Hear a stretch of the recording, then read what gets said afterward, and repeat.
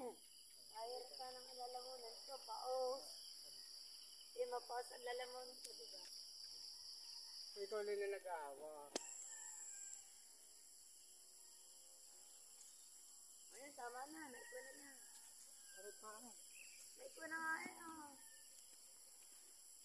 Nabidyo na eh, tama na. Kita na nakuha eh. Tagay yun, tama na ang isa. Pag may video na, hindi yung ulit-ulitin. Ilan. Ah. Ano mo ang kambing yun? Isama mo sa Kambing na isama ang alaga. kambing.